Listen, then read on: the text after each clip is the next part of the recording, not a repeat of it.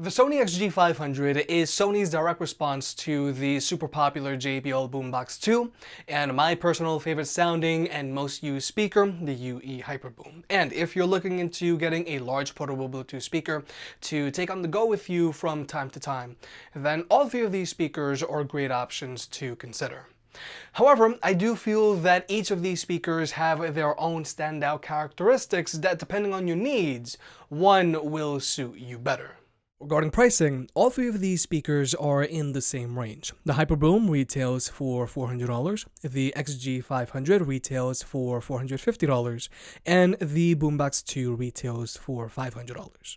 Now, I wouldn't be surprised to see both the JBL and Sony speakers to go on sale from time to time, but personally, I rarely see the Hyperboom go on sale. But regardless, the Hyperboom is undercutting these other two speakers to begin with. Nonetheless, if you want to pick any of these speakers up, they'll be linked down below. And if you want to learn more about any of these speakers, please watch their full reviews because we're only going to be going over their main differences. Now, first let's talk about the design of these speakers. Now, all three of these speakers have the same principles. They all have a fabric wrap body so that they can stand up to constant bumps and scrapes without any problems. They all have a built-in carrying handle so that you can take them on the go with you. And they all aren't afraid of a little water. So if it starts raining during your get-together, or if your speaker gets splashed on, they're all going to be perfectly fine. However, both the JBL and Sony speakers are horizontal speakers, and the Sony is a little larger than the JBL, but I don't think it's a big deal. But then there's the Hyperboom, which is a vertical speaker. And personally, I do prefer the Hyperboom's vertical design because it has a much smaller footprint, meaning it's not going to take up as much table space, or if you've got the speaker on the floor, it's not going to be as much in the way as these other two speakers. Overall, design is 100% subjective, and some people might not even care, but personally, I have found the Hyperboom's vertical design is just a little more convenient. However, something that really makes the XG500 stand out here looks-wise is its built-in light feature that illuminates its past radiators. Now, from Sony's app, you do have a few different lighting modes to choose from. There's the Lightful, Rave, Chill, and Strobe.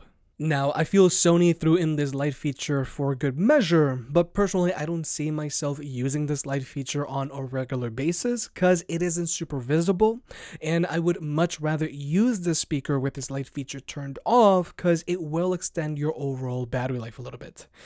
But hey, if you want a light feature, the Sony's got it. But now let's talk about battery life, because this is an area where the XG500 really shines compared to these other two speakers. Now, the XG500 has an advertised battery life of 30 hours, but that's with the speaker playing a little below 50% volume, but with this mega bass feature turned on, but with this light feature turned off. And under similar circumstances, both the Boombox 2 and Hyperboom have an advertised battery life of 24 hours. However, real-world use with the XG500 playing at 80% volume with its mega bass feature turned on and with its light feature turned on, I'm getting a very healthy 8, almost 9 hours of playback time before the battery is fully drained. Now, like with most other Sony speakers, the XG500 will say please charge when its battery is low. But it only says please charge when its battery is at 20% and again at 10% battery. It doesn't constantly interrupt your music or limit your volume like with other Sony speakers, so it's still usable. But the thing about the XG500 is that if you use it with this light feature turned off, you can extend its battery life a little bit, and if you use it with this mega bass feature turned off as well, you can extend its battery life even more.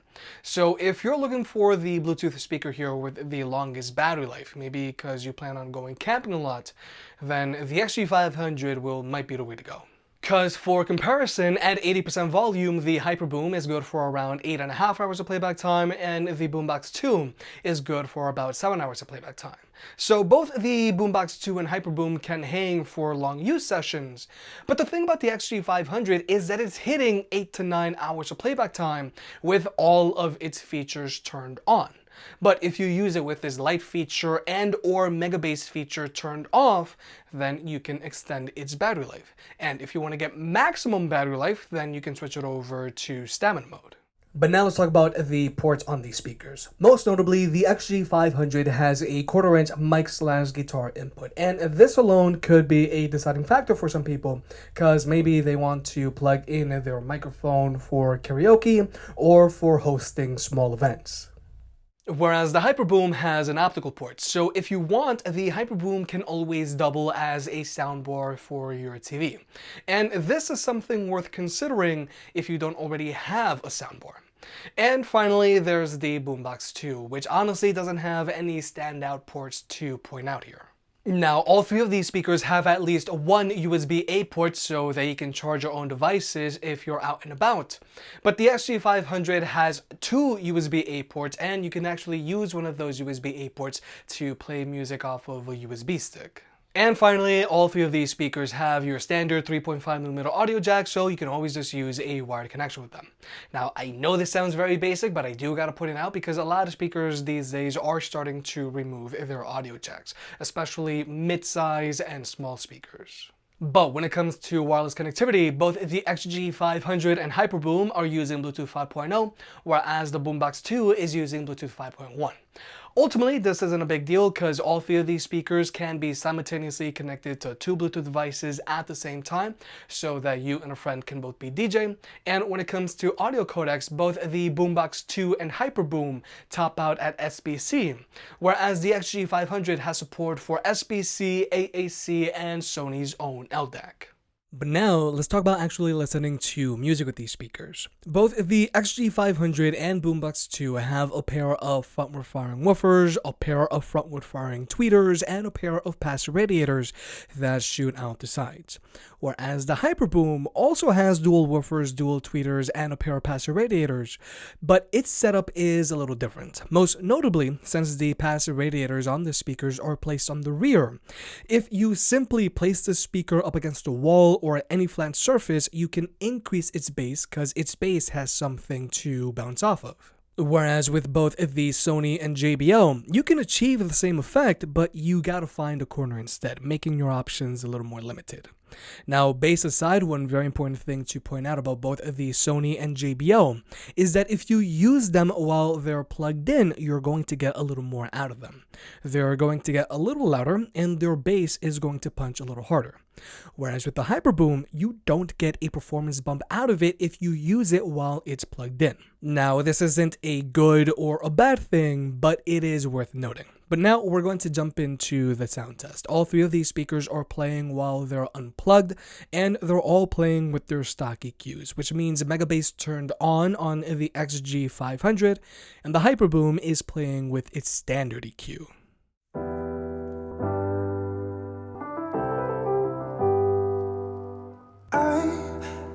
Sometimes and I can't seem to find a light between the walls I built for myself right in my mind. And then you came over and you showed me love that I never had seen before. Now when I got you, it's all gonna be alright. Thinking about all the things we did tonight, what a time to be alive. Just you and I.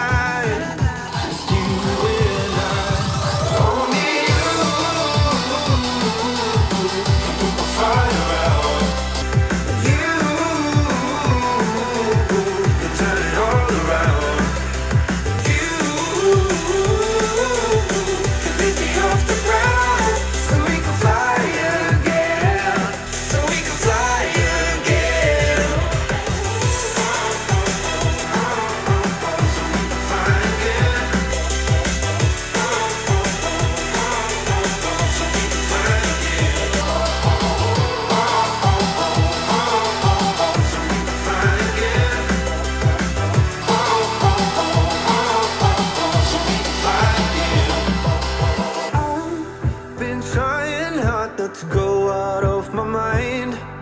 And all I need right now is for you to stay the night. But if you keep saying that you've got to leave, then I'm gonna be alright. As long as you tell me that we ain't running out of time. Thinking about all the things we did tonight, what a time to be alive. Just you and I. Just you and I.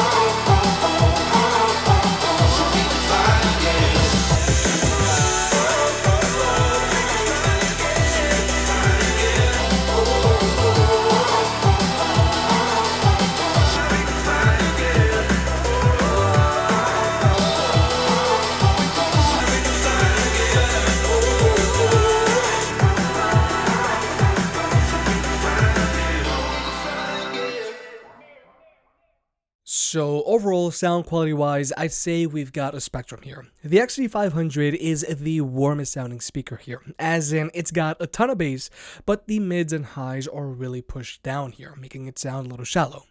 Whereas the Boombox 2 is the brightest sounding speaker here, meaning that there is a slight emphasis on the mids and highs, making the vocalist very prominent.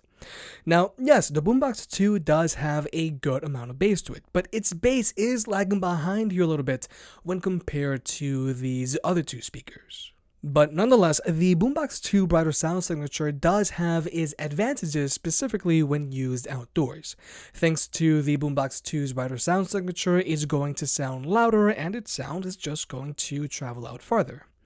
But then there's the Hyperboom, which I feel falls right between these two speakers. The Hyperboom has a good emphasis on the mids and highs, so vocals are well pronounced and we've got great clarity, but it also has a ton of bass, so you can physically feel your music just like with the XG500. But then there's the instrument separation and soundstage. I feel both the Boombox 2 and Hyperboom sound very open, and it's much easier to pick out certain parts of what you're listening to. Whereas the XG500 does sound rather narrow, and those higher ends tend to get jumbled up. So overall, I still maintain that the Hyperboom is the best sounding speaker here. It sounds balanced, but it also has a ton of bass, which you can amplify by simply placing it up against a wall. Whereas the Boombox 2 also sounds good and it has good instrument separation, but it does lean a little towards the brighter side and its bass is a little lacking when compared to these other two speakers. And then there's the XG500, which is just a bass machine. But sometimes that bass can get a little carried away and this speaker does sound a little narrow. However, I do gotta point out that both the XG500 and Hyperboom have adjustable EQs, whereas the Boombox 2 doesn't. Now with the XG500, you can always bring the mids and highs out a little bit, but still the speaker still airs a little more towards the narrow side. And then there's the Hyperboom, like I just said, also has a customizable EQ. But personally, I just use it with its stock EQ, because it just sounds so good. But the last thing we've got to address here performance-wise is max volume. Now first, I got a preference that all of these speakers get more than loud enough. But running off of their internal batteries, the Hyperboom is the loudest speaker here by a decent amount. Whereas the XG500 and Boombox 2 are fairly matched. But like I mentioned earlier, with both the XG500 and Boombox 2, if you use them while they're plugged in, they'll get a little louder and their bass will punch a little harder. Whereas with the Hyperboom, you don't get a performance bump. But regardless, the Hyperboom still manages to inch out both of these speakers even when they're plugged in. So the Hyperboom isn't just the best sounding speaker here, it also gets the loudest. But finally, let's talk about pairing these speakers up with other speakers, and this is where the Boombox 2 really shines. JBL has a very wide ecosystem of speakers to choose from, and thanks to Party Boost, pairing your speakers together is easy, fast, and reliable. You just press one button on each speaker, and it just works. Now, UE's Party Up is also pretty good, but you do gotta whip out your phone and drag and drop speakers together, and plainly said, UE's ecosystem isn't as large as JBL's. But then there's Sony's Party Connect, which gets the job done, but it's not as easy or as reliable as JBL's Party Boost. Sometimes it takes forever for your speakers to pair up, sometimes not all of your speakers get paired up, or sometimes your speakers just get disconnected from your phone. However, one thing that Sony's Party Connect does have over JBL's Party Boost is that you can pair your XG500 to Sony's larger box speakers that also have Party Connect, like either a Sony XP500 or a Sony XP700. Whereas with JBL's Party Boost, you can't pair any of your smaller Party Boost speakers to their larger Party Box speakers. So if you're someone that's planning on collecting multiple speakers and constantly pairing them together, then I do recommend that you go with JBL's ecosystem. You have more options to choose from and it just works. But with all that being said, like I said at the top of this video, all three of these speakers have their standout characteristics that depending on your needs might suit you better. If you're looking for the best sound quality here, then I still highly recommend the UE Hyperboom. The Hyperboom sounds very balanced, it has good instrument separation, good clarity, and it has a ton of bass that doesn't overpower the rest of your music. And not to mention, it's the loudest speaker here as well. The Boombox 2 also sounds pretty good, but it does lean a little towards the brighter side and it just doesn't have as much bass. But the Boombox 2's standout characteristic is JBL's ecosystem. If you plan on getting multiple speakers and constantly pairing them together, then Party Boost makes it super easy. But also, JBL does have more speakers to choose from to fit different budgets and different needs. And finally, there's the Sony XG500, whose standout characteristic is mainly its battery life, but it also has a few extra goodies thrown in there as well. If you're looking for the speaker with the longest battery life, then the XG500 is the way to go. But also with the XG500, you can plug in a mic for karaoke, you can plug in a USB stick and play music off of it, there's a light feature if you want it, and the speaker has a ton of bass to it. Now, sound quality wise, this speaker gets the job done and it's a lot of fun to listen to, but I would mainly recommend this speaker to someone who really likes bass. If you made it this far, I guess you enjoyed the video, so hit that like button and get subscribed. It helps out more than you realize. If you want to pick any of the products up mentioned in this video, those will be linked in the description down below, and you can also support the channel by checking out the merch store. But other than that, I'll catch you next time.